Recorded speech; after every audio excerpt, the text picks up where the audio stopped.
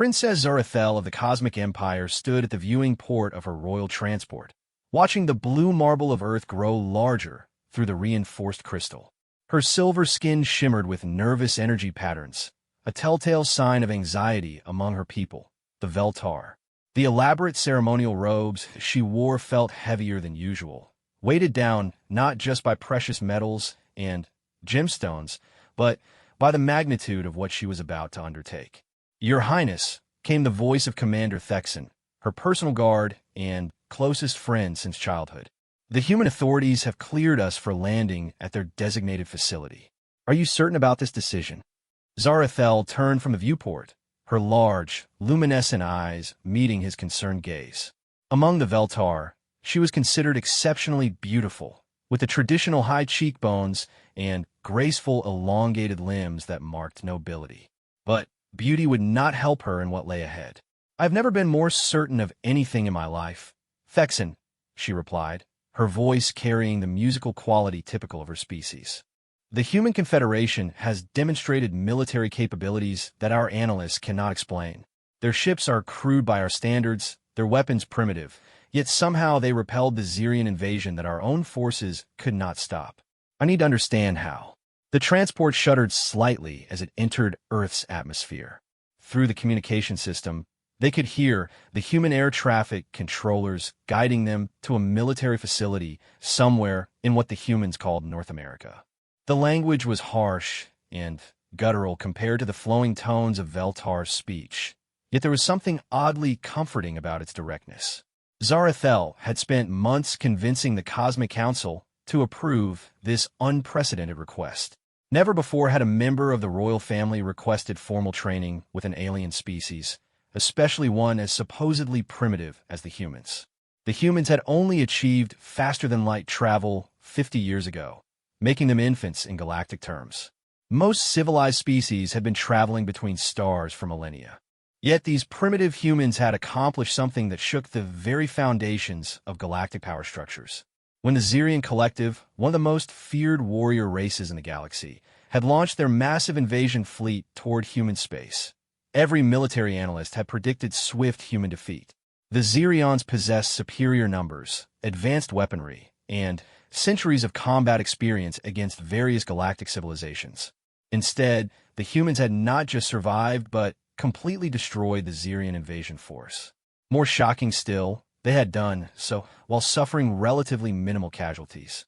The few surviving Xerian vessels that escaped brought back reports that seemed impossible to believe. According to their accounts, human tactics and strategies operated on principles that defied conventional military doctrine. The landing was smoother than expected. Earth's technology might be primitive, but their pilots seemed competent enough. As the transport settled onto the designated landing pad, Zarathel could see through the viewport that they were surrounded by what appeared to be a military installation. The architecture was functional and blocky, lacking the artistic flourishes that marked Veltar construction, but there was something reassuring about its solid, practical design. "Your Highness," Thexan said quietly, "the humans are approaching. Should I accompany you for the initial meeting?" Zarathel considered this. Protocol demanded that she maintain appropriate dignity and security measures, but she was here to learn, not to intimidate. "No, old friend. Wait here with the ship. If the humans intended harm, they could have shot us down rather than guiding us to a safe landing." The airlock cycled, and Zarathel stepped onto the surface of Earth for the first time. The gravity was slightly stronger than she was accustomed to, and the air carried unfamiliar scents. But what struck her most was the presence of the humans waiting to greet her. 3 figures stood at attention near the landing pad. 2 wore military uniforms that were crisp and professional, while the third wore simpler clothing that seemed almost casual by royal standards. It was this third figure that drew her attention immediately. The human was tall even by their own species' standards, with graying hair and weathered features that spoke of a lifetime of experience. What truly caught her attention, however, were his eyes. They held a quality she had rarely seen among her own people, a combination of kindness and absolute determination that seemed to peer directly into one's soul. "Your Highness Princess Zarathel," one of the uniformed humans stepped forward, speaking in accented but understandable galactic standard. I am General Morrison, commanding officer of this facility. We are honored by your presence on Earth. Zarathel inclined her head in acknowledgement. Thank you for accepting my request, General. I understand it was quite unusual. Indeed it was. The General admitted with what appeared to be amusement. But unusual requests sometimes lead to extraordinary outcomes. May I present Master Sergeant J. Collins, retired. He will be your instructor for the duration of your stay. The third human stepped forward, and Zarathel found herself looking up at him despite her own considerable height. Up close, she could see that his weathered appearance came from years of what humans called hard living. Scars marked his hands and face, and his movements held the careful precision of someone accustomed to violence. Your Highness, he said simply, his voice carrying a gravelly quality that somehow conveyed respect without subservience. I understand you want to learn how humans fight. The directness of the statement caught her off guard. In Veltar culture, such matters would be approached with elaborate ceremony and careful diplomatic language. This human simply stated the facts as he understood them. Yes, she replied, matching his directness. My people need to understand human military capabilities. I volunteered to undergo training to gain that understanding. Jake Collins studied her for a moment, his expression unreadable. Training's one thing, Your Highness. Learning's another. Training I can provide. Learning has to come from you. General Morrison cleared his throat. Master Sergeant Collins is one of our most decorated soldiers. He served in conflicts across human space and was instrumental in developing many of the tactics used against the Xerian invasion. If anyone can teach you what you want to know, it's him. Zarathel looked between the two humans, beginning to understand that there were layers to this situation she had not anticipated. How long will this training take? That depends on you, Jake replied. Standard human military basic training is 16 weeks. But you're not here for standard training, are you? You're here to understand something that's got your people puzzled. The accuracy of his assessment was startling. How did you know that? Because if the Veltar Empire understood how we fought, you wouldn't be here, Jake said matter-of-factly. Your people are smart, Your Highness. Probably smarter than we are in most ways. But intelligence and understanding aren't always the same thing. General Morrison gestured toward a nearby building. Perhaps we should move this conversation indoors. There are arrangements to be made, and I'm sure Her Highness would like to rest after her journey.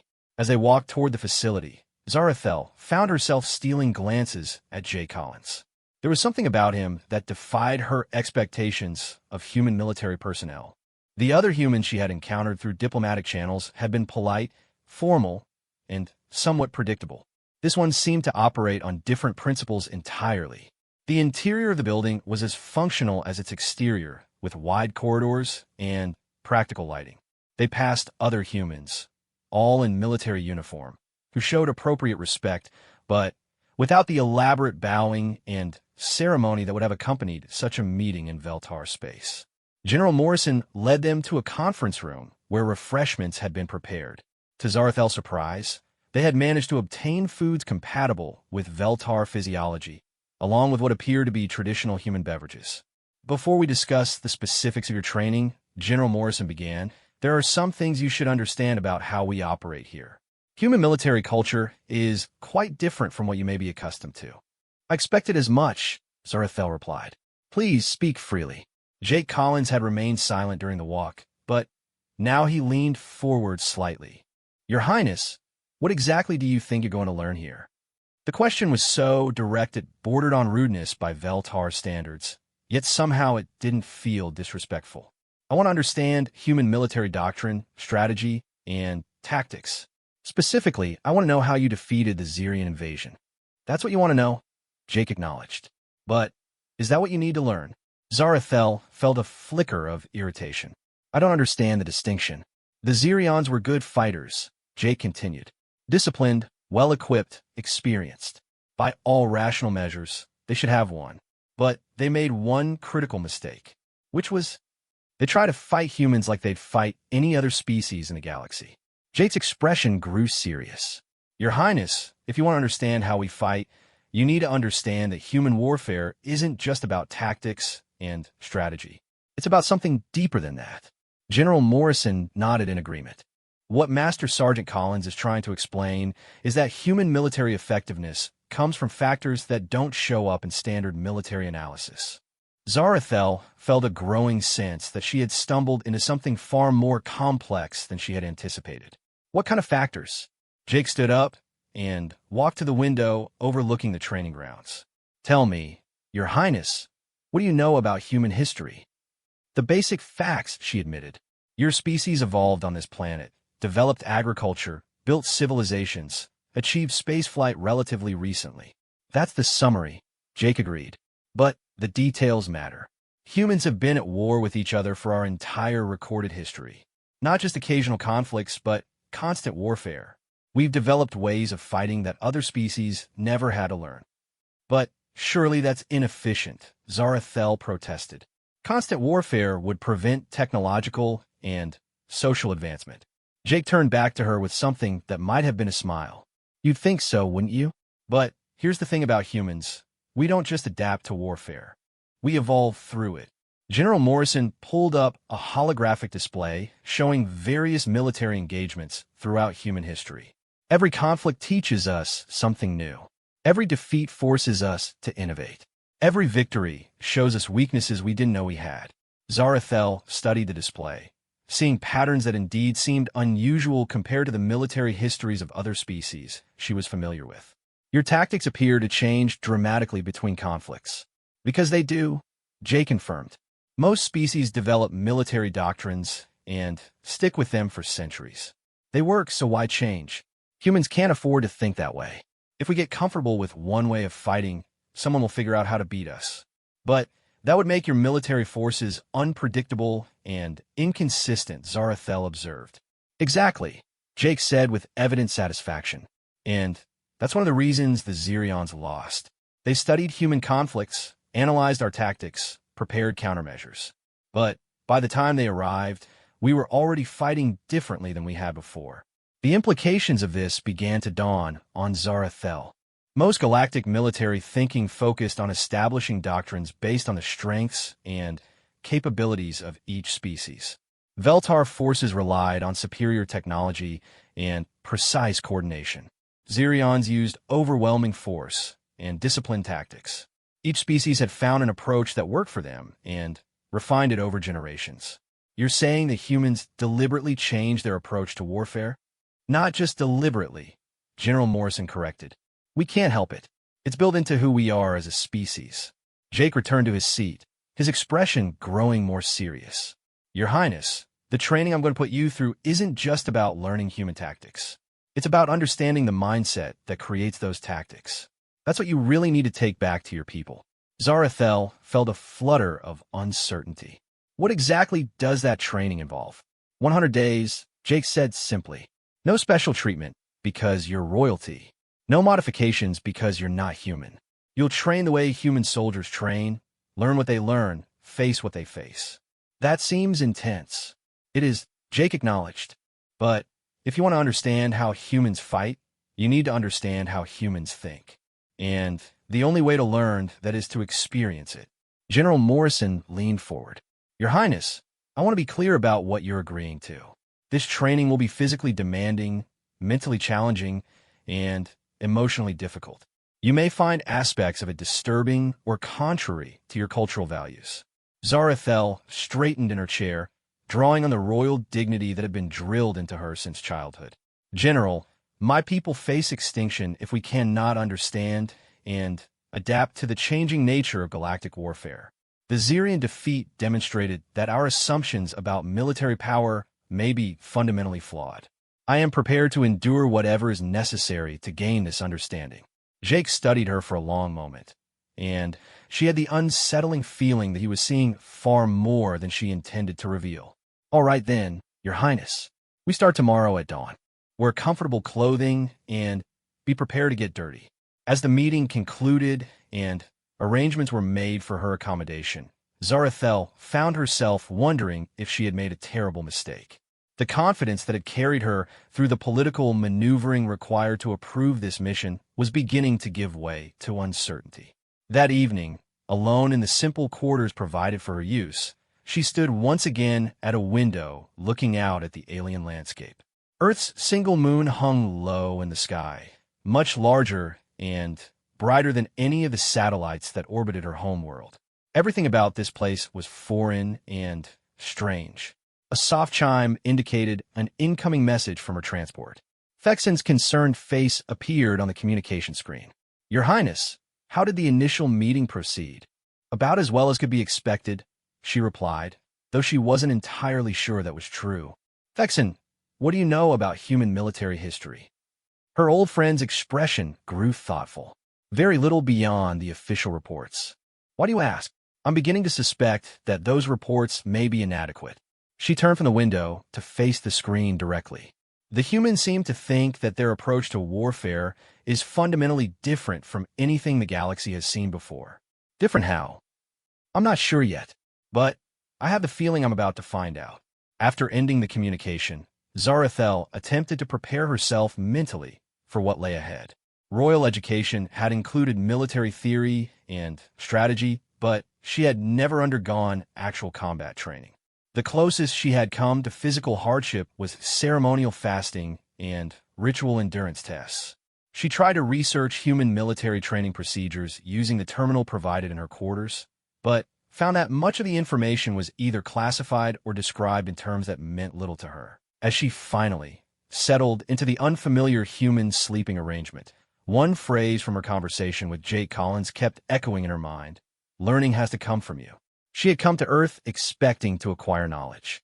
Instead, she was beginning to suspect she was about to discover things about herself she had never known existed. The last thing she remembered before sleep took her was the sound of humans moving through the corridors outside her quarters. Even in rest, they seemed to maintain a level of alertness that was foreign to Veltar culture. On her homeworld, night meant peace and security. Here, it appeared to mean simply a different kind of vigilance. Tomorrow would begin her education in the art of human warfare. As she drifted off to sleep, Princess Zarathel of the Cosmic Empire had no idea that she was about to embark on a journey that would transform not just her understanding of military strategy, but her entire conception of what it meant to be a warrior. Dawn on Earth came earlier and more harshly than Zarathel had anticipated. The artificial illumination systems on Veltar's ships and settlements provided a gentle transition from sleep to wakefulness, gradually increasing in intensity over the course of an hour. Earth's sun simply appeared over the horizon like a blazing torch, immediately flooding her quarters with bright light. She had barely finished adjusting the environmental controls when a sharp knock came at her door. Opening it revealed Jake Collins, dressed in what appeared to be standard human military exercise clothing. His expression was neutral, but there was something in his eyes that suggested he was evaluating her readiness. "Good morning, Your Highness." Ready to begin, Zarathel had chosen the most practical clothing from her limited wardrobe, but even her simplest garments were made from fine materials and bore subtle indicators of her royal status. Next to Jake's functional attire, she felt overdressed and conspicuous. "I believe so," she replied, though her confidence wavered as she noticed other humans in similar clothing moving purposefully through the corridors around them. "First lesson," Jake said as they walked. "When you're in training, you're not Your Highness. You're not a princess. You're a trainee. Royal titles don't stop bullets, and they don't win battles." The casual dismissal of her rank was shocking. Among the Veltar, rank and status were fundamental aspects of identity, woven into every interaction and communication. "What should I be called then?" "Your name. Just your name. Can you handle that?" It seemed like such a small thing, yet somehow it felt like stepping off a cliff. "Yes, I can handle that." "Good. From now on, you're Zara. I'm Sergeant Collins, or just Sergeant." "Clear. Clear, Sergeant." They exited the building into the cool morning air. The training area spread out before them like nothing Zara had ever seen. Obstacle courses, shooting ranges, combat training areas, and equipment storage facilities occupied several acres of carefully maintained grounds. What struck her most forcefully, however, was the presence of other humans engaged in various forms of physical training. Some were running in formation, their breathing synchronized, and their pace steady despite the apparent intensity of their effort. Others were engaged in hand-to-hand combat practice, moving with a fluid brutality that was both beautiful and terrifying. Still others were working with weapons, their movements precise and economical. This is where human soldiers are made, Jake said, following her gaze. Not in classrooms or lecture halls. Here in the dirt and sweat and pain. A group of young humans jogged past them, their faces streaked with perspiration, but their formation perfect. Zara noticed that they showed no particular interest in her alien appearance, maintaining their focus on their training despite her obvious difference from their species. They seem very dedicated, she observed. They have to be. Human soldiers don't get to rely on superior technology or natural advantages. We have to earn every victory through preparation and determination. Jake led her to what appeared to be a starting point for some kind of physical course. Before we begin, I need to assess your baseline capabilities. Physical fitness, coordination, reflexes, endurance. I need to know what I'm working with. The next several hours proved to be a revelation in humility for Zara. Despite her species' natural grace and the physical conditioning considered appropriate for royalty, she found herself struggling with challenges that seemed basic to human trainees. The first test was simple endurance running. Veltar physiology was well suited to sustained activity, and she had expected to perform reasonably well. Instead, she found herself gasping for breath after what Jake informed her was barely a quarter of the standard human requirement. The problem isn't your lungs or your legs, he explained as she bent over, trying to catch her breath. It's your mind.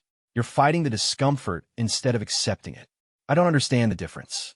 Jake gestured to a group of human trainees who were completing the same run. Despite their obvious fatigue, they maintained their pace and formation. They've learned that discomfort is just information.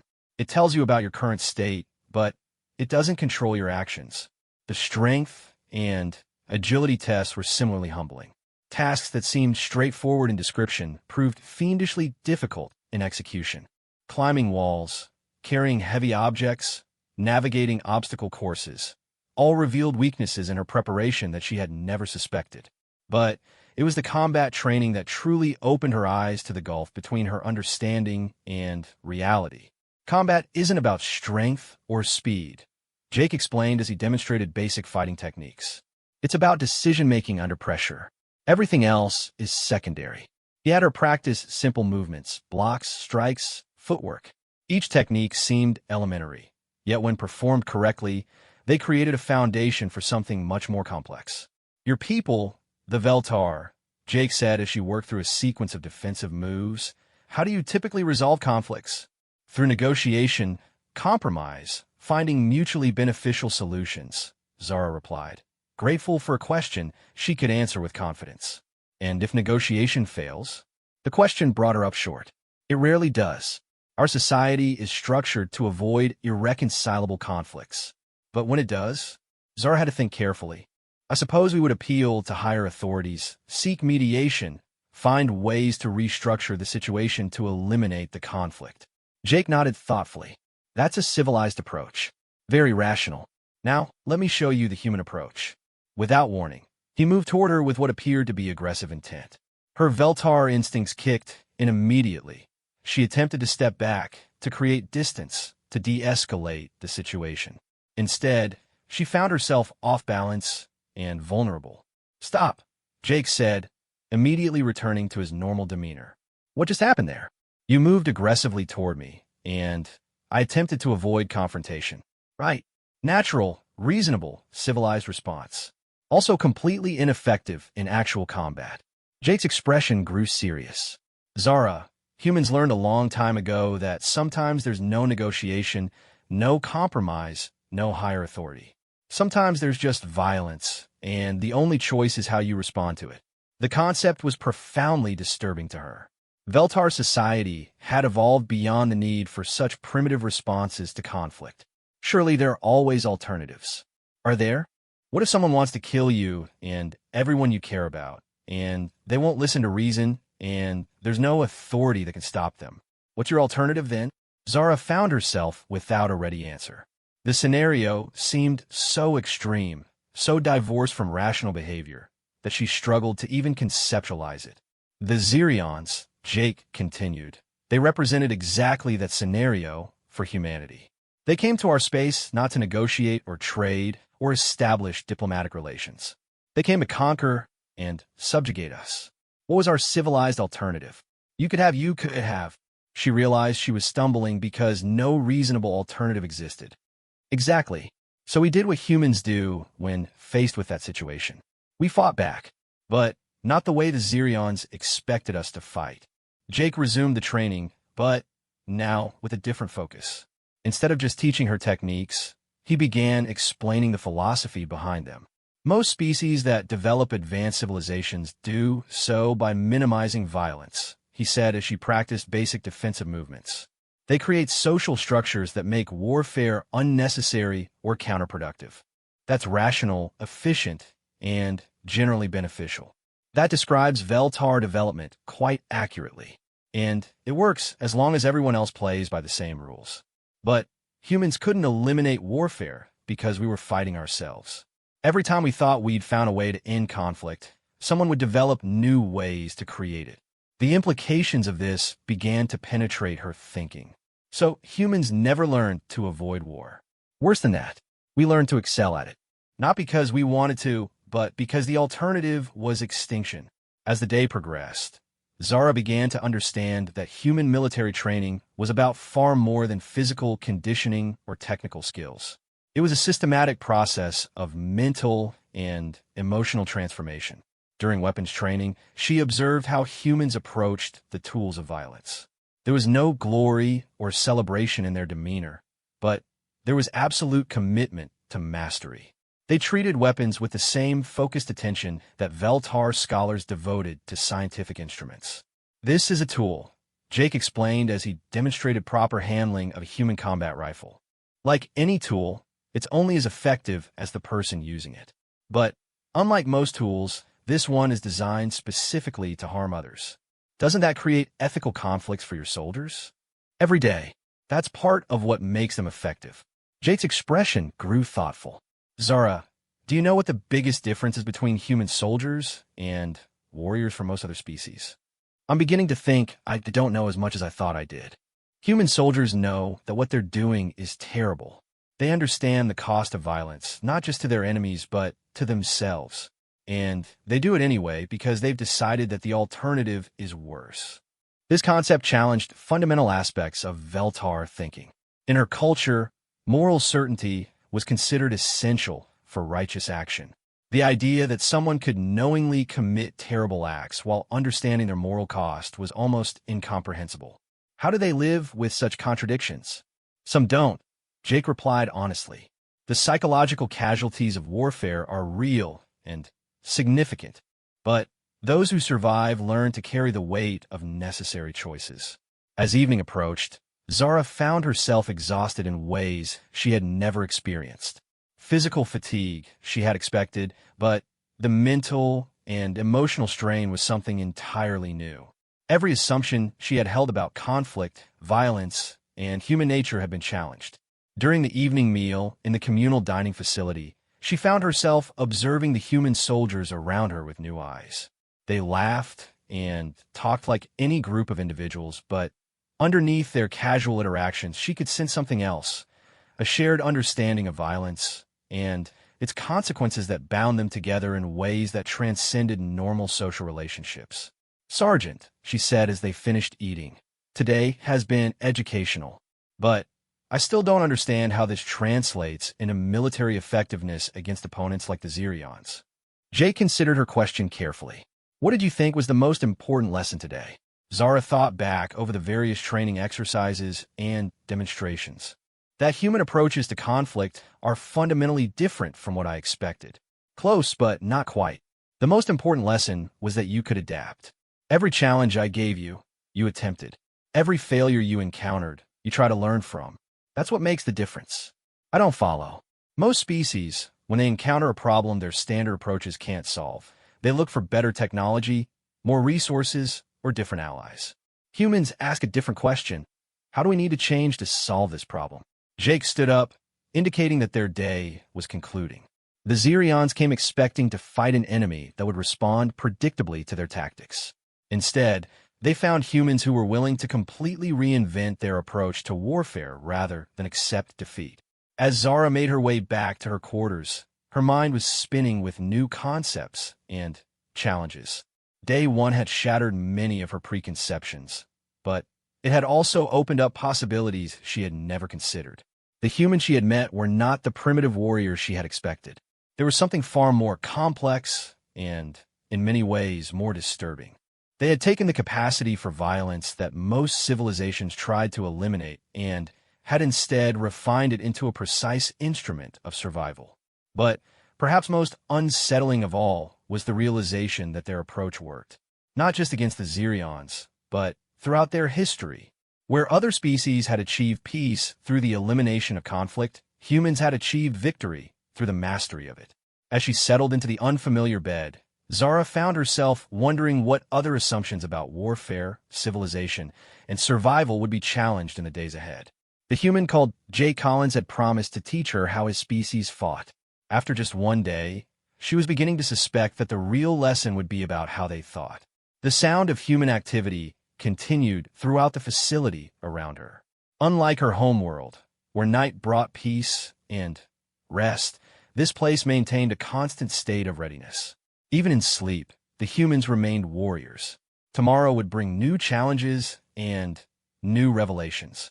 As Princess Zarathel of the Cosmic Empire drifted off to sleep, the person who was learning to think of herself simply as Zara wondered what other transformations lay ahead. Week 3 marked a turning point in what had become the most grueling experience of Zara's life. Her royal hands, once soft and unmarked, now bore calluses from weapons handling and rope climbing.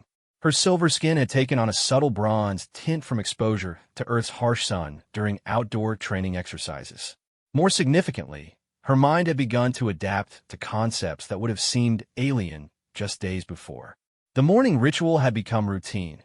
Wake before dawn, dress in the increasingly familiar human military clothing, and meet Jake Collins at the training grounds. But this morning, something was different. Instead of the usual individual instruction, she found herself facing a group of human trainees. Today we begin squad tactics, Jake announced to the assembled group. Zara, meet Alpha Team. Alpha Team, meet Zara. For the next month, we're going to learn to work together. The humans regarded her with curious but respectful interest. She had grown accustomed to being the alien curiosity, but something in their manner suggested they saw her differently now. After weeks of struggling through the same challenges they faced, she had apparently earned a measure of acceptance. "Ma'am," said a young human female with short dark hair and intense green eyes. "Corporal Martinez. Looking forward to working with you." The casual respect in her tone was unlike anything Zara had experienced in her previous life. Among the Veltar, deference to royalty was elaborate and formal. This human showed respect for her as an individual, not for her birth status. "Thank you, Corporal. I'm looking forward to it as well." Jake observed their interaction with apparent satisfaction. Squad tactics represent a fundamental aspect of human military thinking. Individual soldiers are important, but squads are the basic unit of tactical effectiveness. He gestured to the training area, which had been configured with various obstacles, barriers, and objectives.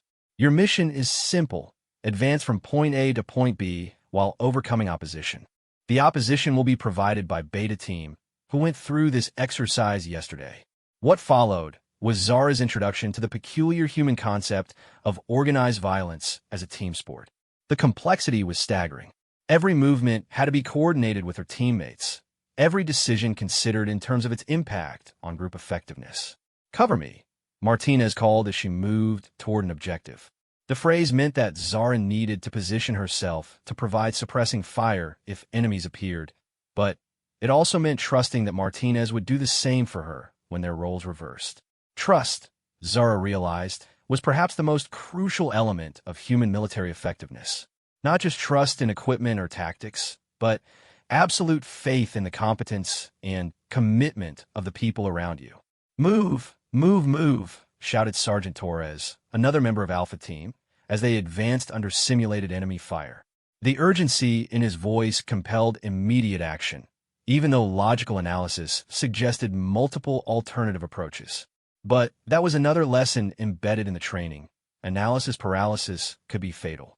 Humans had learned to make rapid decisions based on incomplete information and live with the consequences. After the morning exercise, which had gone poorly by human standards, but represented a breakthrough in Zara's understanding, Jake pulled her aside for individual instruction. How did that feel different from the solo training? He asked as they walked toward the weapons range. Overwhelming, she admitted. I kept trying to think through every variable, but the situation was changing too quickly for analysis. And what did you do when you couldn't analyze? Zara thought back to the exercise. There had been moments when she had simply reacted, following the lead of her teammates or responding to immediate threats without conscious deliberation. I trusted my teammates and acted on instinct. Exactly. You're beginning to understand what we call unit cohesion. It's not just working together, it's thinking together. They had reached the shooting range, where Zara continued her weapons training. Her marksmanship had improved dramatically since those first humbling sessions, but Jake insisted that accuracy alone was insufficient. Shooting is a thinking skill as much as a physical one, he explained as she engaged targets at various ranges. You have to read the situation, assess threats, prioritize targets, and execute while managing stress and fatigue. The targets today were different from the static bullseyes she had grown accustomed to. These moved unpredictably, appeared and disappeared, and sometimes revealed themselves to be non-combatants rather than enemies. Discrimination, Jake said as she hesitated before a target that appeared to be a civilian. In war, making the right choice about when not to shoot is as important as making the right choice about when to shoot. The moral complexity was staggering. Split-second decisions that could mean the difference between saving lives and taking innocent ones, all while under intense pressure and physical stress. How do humans handle the psychological burden of such decisions? She asked as they completed the exercise. Jake's expression grew somber. Some handle it better than others. That's why we train so extensively. The more automatic the correct responses become, the less likely you are to make tragic mistakes. That afternoon brought a new type of training, battlefield medicine. Zara found herself learning to treat wounds, manage trauma, and keep teammates alive under combat conditions. Every soldier is a medic, explained Dr. Sarah Chun, a human military physician who had joined their training session. You might be the difference between a teammate living or dying. The training was visceral and disturbing. Working with realistic mannequins that simulated grievous injuries, Zara had to overcome her natural revulsion and focus on technical procedures. The goal isn't to cure, Dr. Chun explained as Zara practiced applying pressure bandages. The goal is to keep them alive long enough to reach proper medical facilities. But what struck Zara most profoundly was the attitude of the human trainees toward these skills. They approached battlefield medicine with the same focused intensity they brought to weapons training, recognizing it as another essential tool for mission success.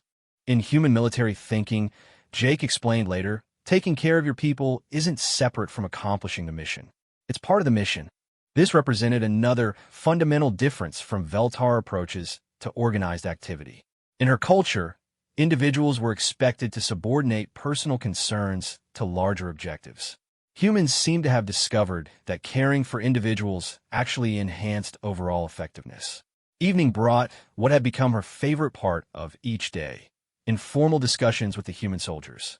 Away from the formal training environment, they shared stories, insights, and perspectives that provided context for everything she was learning.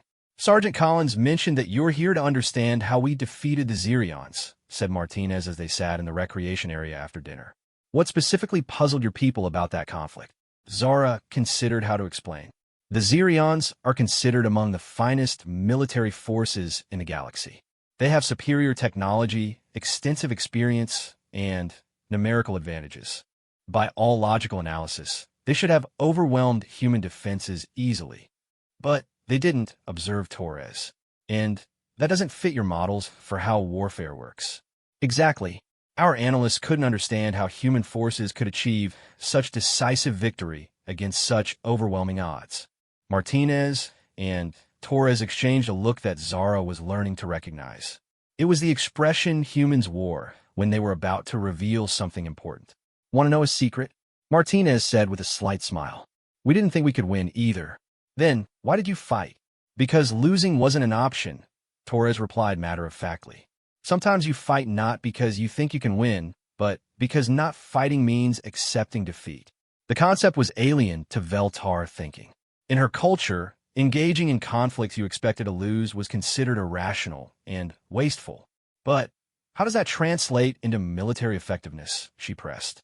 When you know you can't afford to lose, Martinez explained, you become willing to try things that rational analysis says won't work. Some of those things turn out to be more effective than expected. Jake Collins appeared as if summoned by their conversation. Mind if I join you? We were just explaining human military psychology, Torres said with amusement. Ah, the fun topic, Jake replied, settling into a nearby chair. What specifically were you discussing? Why we fought the Zirions, even though we didn't think we could win, Martinez summarized. Jake nodded thoughtfully. That's a good example of what we call controlled desperation. When conventional approaches aren't sufficient, humans have a talent for discovering unconventional ones. Can you give me a specific example? Zara asked. The Battle of Proxima Station, Jake said without hesitation. The Zirions had us completely outgunned and surrounded by every tactical manual in the galaxy. We should have surrendered or been destroyed within hours. But you weren't. No, we weren't. Because Admiral Chun made a decision that no rational military commander would make. She ordered our fleet to ram the Zirian command ship at maximum velocity. Zara felt her breath catch. That would have been suicide. For the ramming ship, yes. But it would also have decapitated their command structure and created chaos in their formation. The question was, who would volunteer for a suicide mission? Torres answered with evident pride. Every ship in the fleet volunteered simultaneously. The implications hit Zara like a physical blow. An entire fleet willing to sacrifice themselves? That's when the Zirions realized they weren't fighting a conventional enemy, Jake continued. They were facing humans who valued victory more than survival. Their tactical models had no way to account for that level of commitment. What happened next? Admiral Chun didn't actually order the ramming attack, Jake explained. But the Zirions didn't know that. They saw an entire human fleet preparing to sacrifice itself and panicked. Their formation broke apart as they tried to avoid the anticipated collision, and our forces exploited the chaos. Martinez leaned forward. The thing is, we really were prepared to carry out that order. The Zirions could see it in our movements, our communications, our positioning. They knew we weren't bluffing. And that, Torres added, is what your analysts can't quantify.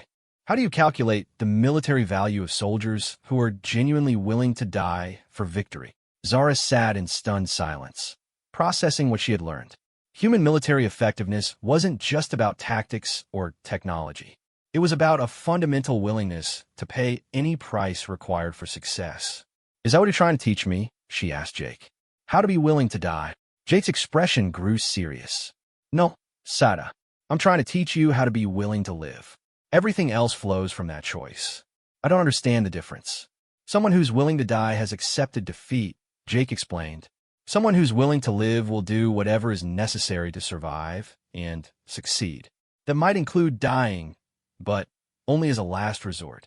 As the evening wound down and the soldiers dispersed to their quarters, Zara found herself walking with Jake toward the residential area. Sergeant, she said as they walked, I'm beginning to understand human tactics and psychology, but I still don't see how I can apply this knowledge when I return to my people. What makes you think you can't? The question caught her off guard. Because I'm Veltar? We're not built for this kind of warfare. Jake stopped walking and turned to face her. Zara, what do you think has changed about you in the past 3 weeks? She considered the question seriously. I'm stronger, more skilled with weapons, better at tactical thinking under pressure. Those are surface changes. What's really different? Zara thought deeper. I'm less afraid. Not fearless, but the fear doesn't control my actions the way it used to. And why is that? Because I've learned that I can handle more than I thought I could. That I can adapt and overcome challenges that once seemed impossible. Jake smiled with evident satisfaction. That's the real lesson, Zara. Not that humans are different from other species, but that anyone can learn to think and act like a warrior when the situation demands it. As they reached her quarters, Zara felt a profound shift in her understanding. The training wasn't just about learning human military techniques. It was about discovering capabilities she never knew she possessed. Tomorrow we begin advanced tactical scenarios, Jake informed her. Full combat simulations, complete with stress, uncertainty, and consequences for failure. What kind of consequences? The kind that teach you the difference between training and reality, Jake replied. Sleep well, Zura. Tomorrow you find out what kind of warrior you really are. As she settled into her now familiar quarters, Zara realized that she was no longer the same individual who had arrived on Earth 3 weeks ago. The changes weren't just physical or intellectual.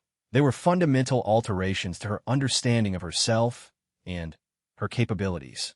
The princess who had come seeking knowledge was becoming someone else entirely. Someone who was beginning to think like a human warrior. The simulation zone stretched for miles in every direction, a carefully constructed environment that replicated the conditions of actual warfare with disturbing authenticity.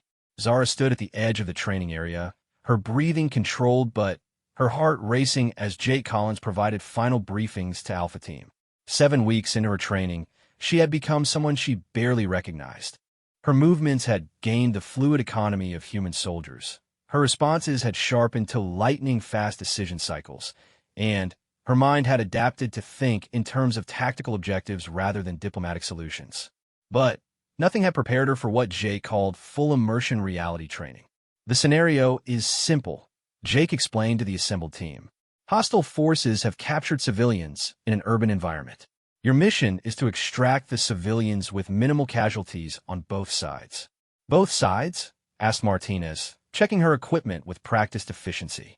The opposing force isn't just targets to be eliminated, Jake clarified. They're human beings with their own motivations and objectives. Some may surrender, some may be coerced into fighting, some may be genuine threats. Your job is to tell the difference under pressure. Zara felt a chill of understanding. This wasn't going to be another exercise with clearly defined enemies and straightforward objectives. This was going to force her to confront the moral complexity that human soldiers faced in every real conflict. Equipment check, ordered Torres, who had been designated team leader for this simulation. Zara went through her gear methodically. Weapon, ammunition, medical supplies, communication equipment, protective armor adapted for her physiology. Everything had become as familiar as her own limbs. Communications protocol is standard, Torres continued. Watch your sectors, call your shots, and remember that civilians are the priority. Mission success is measured by their survival, not enemy casualties. Jake pulled Zara aside for a private word before the simulation began. This is different from everything you've done so far. You're going to see things that will challenge everything you believe about right and wrong. Trust your training, trust your team, and trust yourself. What if I make the wrong choice? Then you learn from it and make better choices next time, Jake replied. That's how human soldiers develop judgment. Through experience, including mistakes. The simulation environment was a masterpiece of military engineering. Streets, buildings, civilians, and opposing forces all created with holographic and robotic technology so sophisticated that Zara's senses couldn't distinguish it from reality.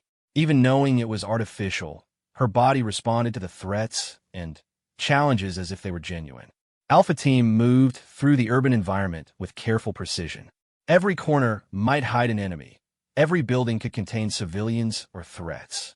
The mental strain of constant vigilance was exhausting in ways that purely physical challenges could never match. Movement in the building ahead, Martinez reported through her communicator. Possible hostile position. Confirm target identification before engaging, Torres replied. Remember the rules of engagement. Zara found herself part of a complex dance of advance and cover, reconnaissance, and response. Her teammates moved with practice coordination, but the situation demanded constant adaptation to new information and changing circumstances. The first civilian contact came 20 minutes into the simulation. An elderly human male, apparently terrified and confused, stumbled into their path. Zara's first instinct was to provide assistance and comfort. Her training told her to assess him as a potential threat while maintaining compassion for his situation. "Sir, we're here to help," she called out. maintaining a safe distance while keeping her weapon ready. "Are you injured?" The man responded with a stream of panicked information about hostiles in nearby buildings, captured civilians, and dangerous individuals who might be coerced or controlled.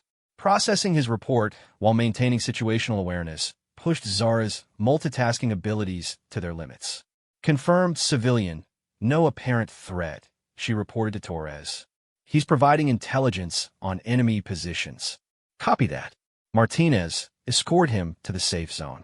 "Zara, Torres, we advance on the reported positions." What followed was Zara's first experience with urban combat tactics. Moving through buildings room by room, checking for threats while searching for civilians required a level of mental agility she had never imagined. Every door might hide enemies or innocents. Every shadow could conceal danger or safety. The first hostile contact came without warning. A figure appeared in a doorway, weapon raised, and Zara found herself reacting before conscious thought could intervene. Her training took over muscle memory and ingrained responses, executing a perfect defensive sequence. The hostile figure collapsed, incapacitated by her precise shot. But as she approached to secure the area, she realized with horror that the figure was young, possibly coerced into fighting, and was now calling out for someone named Maria in obvious pain and fear. "Medical attention needed here," she called, her voice steady despite the emotional turmoil she felt. Her training in battlefield medicine kicked in as she began treating the wounded hostile while Torres secured the area. "Clean shot, good target identification, appropriate response," Torres commented as he checked the wounded individual. "You followed rules of engagement perfectly." But Zara found herself looking into the eyes of someone not much older than herself, someone who was clearly terrified and in pain, and wondering how any of this could be considered perfect. "First combat experience?" asked Torres, apparently reading her emotional state. "Yes. It never gets easier," he said quietly. "The day it stops bothering you is the day you stop being human." The simulation continued with relentless intensity. More civilian contacts, more hostile encounters, more impossible choices between competing priorities. Zara found herself making split-second decisions that would have taken her hours to analyze in her previous life. A group of civilians trapped in a building under fire. A hostile force using human shields. A wounded enemy soldier who might have critical intelligence. Each scenario forced her to apply principles she had learned but never truly understood. The acceptance of imperfect choices and the responsibility of living with consequences. But perhaps the most challenging moment came when they encountered a situation that had no clear solution. Hostile forces had positioned themselves among genuine civilians, making it impossible to engage without risking innocent casualties. "We can't get a clean shot," Martinez reported from her position. "Too many civilians in the line of fire." "Options," Torres requested from the team. Zara found herself analyzing the tactical situation with a clarity that surprised her. "We have superior positioning and mobility.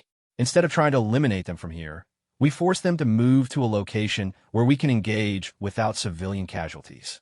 Ow! We make them think we're retreating, draw them into pursuit, and engage them in the open area 2 blocks north." Torres considered her proposal quickly. "That could work, but it requires perfect timing and coordination. If they don't pursue, we've wasted time civilians don't have. And if they do pursue, but we miscalculate the engagement area, we could end up with an even worse situation," Martinez added. The weight of decision-making settled on Zara like a physical burden. Lives hung in the balance, and there were no perfect choices, only choices with different types and degrees of risk. "I believe the plan will work," she said, projecting confidence she didn't entirely feel. "But I also believe we have to accept responsibility for the consequences if it doesn't." "Execute the plan," Torres decided. Zara takes point on the tactical withdrawal. What followed was the most complex military maneuver Zara had ever attempted. Coordinating movement, managing timing, maintaining communication, and adapting to enemy responses, all while under simulated combat stress, pushed her abilities to their absolute limits. The plan worked. The hostile forces pursued them into the open area, where Alpha Team was able to engage and neutralize them without civilian casualties. But the success came at a cost Zara had not anticipated. "Time check," Torres called as they secure the area. 47 minutes elapsed, Martinez reported. Zara felt a sinking realization. In the time they had spent executing her tactical plan, other civilian groups might have been killed or captured elsewhere. Her success had come at the potential cost of other failures. That's the reality of command decisions, Jake Collins said as he appeared for the post-simulation debrief. Every choice has consequences, including the choice not to act. The goal isn't to eliminate consequences, but to make the best choices possible with available information.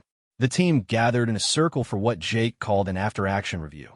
Every decision, every action, every outcome was analyzed and discussed with brutal honesty. Zara's tactical plan was sound and well executed, Torres reported. But the time cost was significant. Could we have implemented it faster? Martinez asked. Possibly, Zara admitted. I spent too much time analyzing variables that didn't significantly impact the core decision. Analysis paralysis, Jake observed. A common problem for intelligent people under stress. How do you overcome it? Trust the training and make decisions with incomplete information, Zara replied, reciting lessons that were becoming fundamental to her thinking. And accept that some decisions will be wrong, Torres added. The goal is to be right more often than you're wrong, and to learn from the mistakes. Jake studied Zara carefully. How do you feel about your performance today? The question required honest self-assessment. Competent, but conflicted. I executed the tactics effectively, but the emotional and moral aspects are difficult. Good. That means you're maintaining your humanity while developing warrior skills. That's exactly what we want. As the debrief concluded and the team dispersed, Jake walked with Zara toward the residential area. You've been here for 7 weeks now, he observed. How would you evaluate your progress? Zara considered the question carefully. I understand human military thinking much better than when I arrived. I can execute tactics, make decisions under pressure, and work effectively as part of a team. But I'm not sure I understand how to integrate this knowledge with my responsibilities as a Veltar leader. These approaches to warfare seem so foreign to everything my people believe about conflict resolution. Jake stopped walking and turned to face her directly. Zara, what do you think would happen if the Zirions attacked Veltar space tomorrow? The question struck her like a physical blow. In all her focus on understanding human tactics, she had somehow avoided thinking about the practical implications for her own people. She began to give the traditional answer about negotiation and diplomacy, then stopped. After 7 weeks of training, she could no longer pretend that those approaches would be sufficient against an enemy like the Zirions.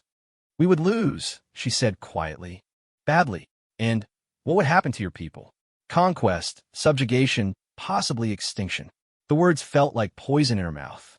So the question isn't whether these approaches to warfare are compatible with Veltar values, Jake said gently. The question is whether Veltar values can survive without these approaches to warfare.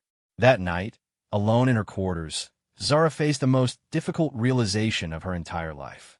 She had come to Earth seeking to understand human military capabilities. Instead, she had discovered that her entire civilization was built on assumptions that might no longer be viable in a galaxy where the Zirions could threaten anyone. The knowledge and skills she had gained weren't just academic curiosities. They were survival tools that her people desperately needed. But implementing them would require changes so fundamental that they might transform Veltar society beyond recognition. As she settled into sleep, one thought dominated her mind. In 5 more weeks, she would return her people with the power to save them or the burden of watching them destroy themselves through noble inadequacy. The choice of what to do with her knowledge would define not just her own future, but the destiny of her entire species. 100 days. As Princess Zarathel stood in the same viewing port where her journey had begun, she barely recognized the reflection looking back at her. The soft, untested royal who had arrived on Earth 3 months ago had been transformed into something the galaxy had never seen before, a Veltar warrior. The changes were visible in every aspect of her being. Her silver skin bore the faint scars and calluses of intensive training. Her movements carried the fluid readiness of someone always prepared for action. Her eyes held a depth of understanding that came only from facing the reality of violence and emerging stronger. But The most profound changes were invisible to casual observation. Where once she had thought in terms of negotiation and compromise, she now understood the calculus of necessary force. Where once she had seen conflict as a failure of communication, she now recognized it as sometimes the only path to protecting what mattered most. Final assessment day. Jake Collins announced as he approached. Even after 100 days of training, his presence still commanded attention, but now Zara could see the respect in his eyes that had replaced the initial skepticism. "What does that involve?" she asked, though part of her already knew the answer would be challenging. "Everything you've learned, all at once, under maximum stress.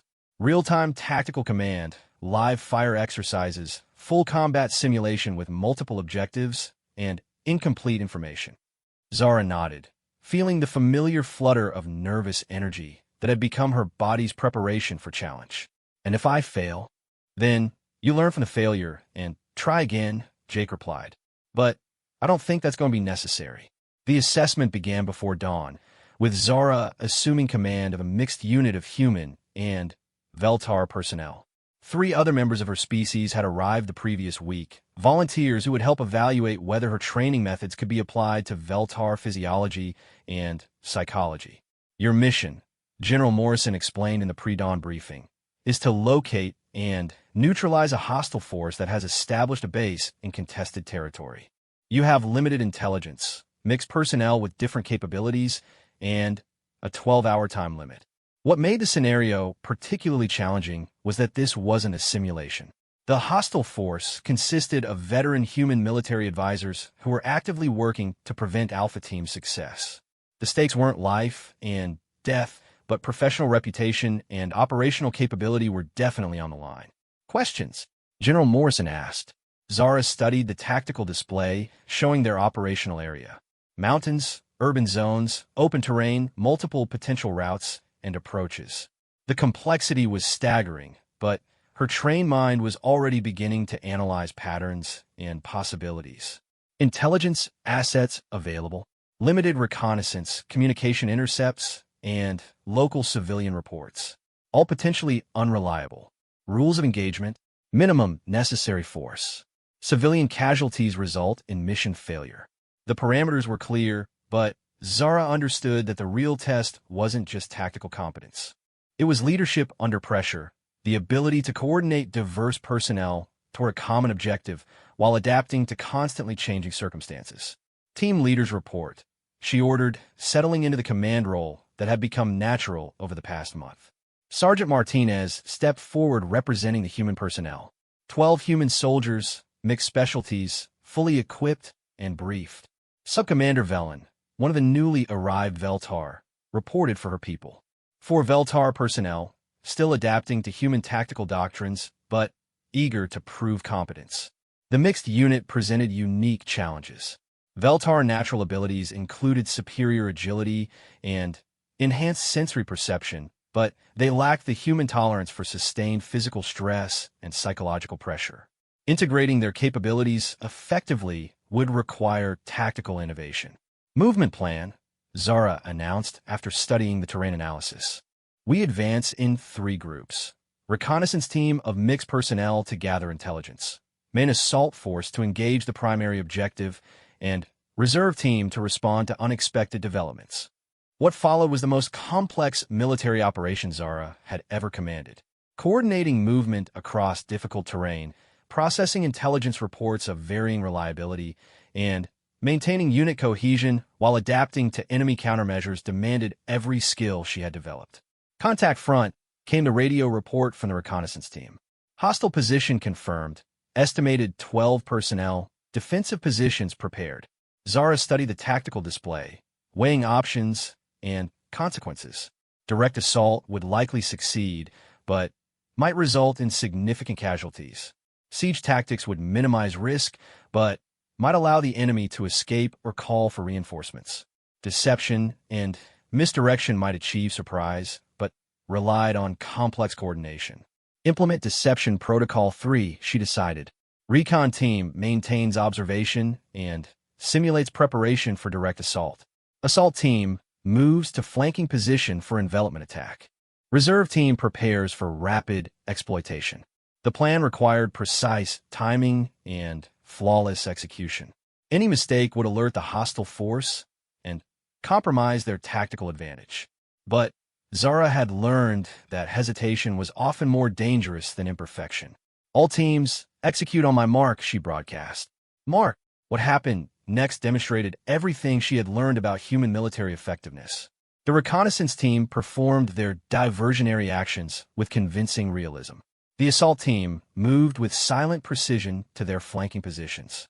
The reserve team remained ready to respond to whatever developments emerged. But the hostile force, commanded by experienced human veterans, had anticipated the possibility of deception. As Zara's assault team moved into position, they walked directly into a carefully prepared ambush. Taking fire from multiple positions, reported Torres from the assault team. Enemy force is larger than estimated and better positioned than expected. In that moment, Zara faced the reality that every military commander must eventually confront. Plans fail, intelligence is wrong, and people die when you make mistakes. "All teams, new situation," she broadcast, her voice steady despite the chaos. "Original plan is compromised. Implementing emergency protocol." What followed was the most intense military action of her life. Coordinating a fighting withdrawal while gathering new intelligence, reorganizing her forces while under fire, and developing new tactical approaches while managing casualties and maintaining morale. "Recon team, what's your assessment of enemy positions?" she requested while reviewing alternative approaches. "Hostile force appears to be split between prepared positions and mobile reaction elements," came the reply. "They're trying to pin down our assault team while maneuvering to cut off our retreat." Zara realized with crystalline clarity that she was facing exactly the kind of situation that had defeated conventional military thinking throughout galactic history. An enemy that adapted faster than plans could be modified, circumstances that changed more rapidly than traditional command structures could respond. But she was no longer thinking like a traditional galactic military commander. She was thinking like a human warrior. "All teams, this is actual," she broadcast using the human term for direct commander communication. "New mission priority. We're not retreating. We're advancing in a different direction." Instead of trying to salvage her original plan or execute an orderly withdrawal, Zara made the kind of decision that had shocked the Zirions and amazed the galaxy. She chose to attack. Assault team, maintain current positions and continue engagement. Recon team, advance on hostile flanking positions. Reserve team, direct assault on main enemy position. The audacity of the plan was staggering. Instead of responding defensively to enemy actions, she was forcing them to react to her initiatives. Instead of trying to minimize risk, she was accepting it in exchange for tactical initiative. "Are you sure about this?" Subcommander Velen asked through the command channel. "No," Zara replied honestly. "But I'm sure that defensive thinking won't win this engagement." The execution was chaotic, violent, and successful. By attacking in multiple directions simultaneously, she had forced the hostile force to abandon their prepared positions and react to immediate threats. The confusion and surprise gave her forces exactly the advantage they needed. "Hostile positions overrun," Torres reported. "Enemy force is withdrawing in disorder." "Pursuit?" asked Martinez. Zara considered briefly. The mission objective had been to neutralize the hostile force, and that had been accomplished. Pursuit might achieve complete tactical success, but would also expose her people to unknown risks. Negative. Consolidate positions, treat casualties, and prepare for possible counterattack. The after-action review took place in the same conference room where Zara's training had begun 100 days earlier. General Morrison, Jake Collins, and various military analysts gathered to assess her performance and, more broadly, to evaluate the implications of her transformation. Tactical assessment. General Morrison began. Mission objectives achieved, casualties minimal, execution innovative and effective. Jake Collins leaned forward. But, more importantly, you demonstrated the ability to think like a human commander while retaining your Veltar analytical capabilities. That combination could be formidable. Subcommander Velen spoke for the other Veltar personnel. "Princess, we observed decision-making processes and tactical approaches that were completely unlike our traditional methods. but they were effective in ways our methods could never match. Zara felt the weight of what she had become and what that meant for her people. The question now is what to do with this knowledge. That's not up to us, Jake said simply. That's up to you. General Morrison activated a holographic display showing current galactic military intelligence. While you've been training here, the situation in your part of the galaxy has continued to deteriorate. The Xerian threat has not diminished, and other aggressive species have begun testing the defenses of more peaceful civilizations. The implications were clear. Veltar space remained vulnerable, and traditional diplomatic approaches were proving inadequate against enemies who viewed negotiation as weakness. What would you recommend? Zara asked Jake directly. I'd recommend that you go home and teach your people everything you've learned. But I'd also recommend that you be prepared for resistance from those who prefer familiar failures to unfamiliar successes. Zara understood. Implementing human-style military thinking among the Veltar would require changes so fundamental that they might transform her entire civilization. Some would see that transformation as necessary evolution. Others would see it as the destruction of everything they valued. There's something else you should know, General Morrison continued. The Human Confederation has been monitoring galactic political developments closely. We believe that large-scale conflict is inevitable within the next few years. What kind of conflict? Jake answered grimly. The kind where species that can defend themselves survive, and species that can't defend themselves become extinct. As the formal assessment concluded, Zara found herself alone with Jake in the same training area where she had first struggled to complete basic exercises. Any regrets about these 100 days? He asked. Zara considered the question carefully. The person she had been seemed like a different individual entirely, someone whose assumptions about life and conflict had been naive and potentially fatal. No regrets about learning, she replied. But I'm terrified about what comes next. Good. Fear keeps you smart. What are you going to do when you get home? Try to save my people, she said simply, and hope that they're willing to let me. Jake nodded with evident satisfaction.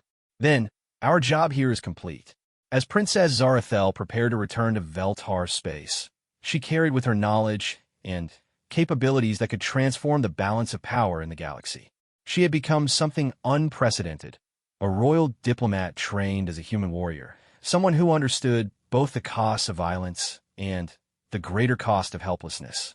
The young alien princess who had arrived seeking understanding had become a leader capable of reshaping the destiny of entire civilizations. Whether the galaxy was ready for what she had become remained to be seen. But one thing was certain. The next time aggressive species like the Xerions encountered Veltar forces, they would discover that their assumptions about peaceful civilizations were as obsolete as every other conventional wisdom about warfare. The student had become something that would shock the galaxy. The question was whether the galaxy could survive the implications of her transformation.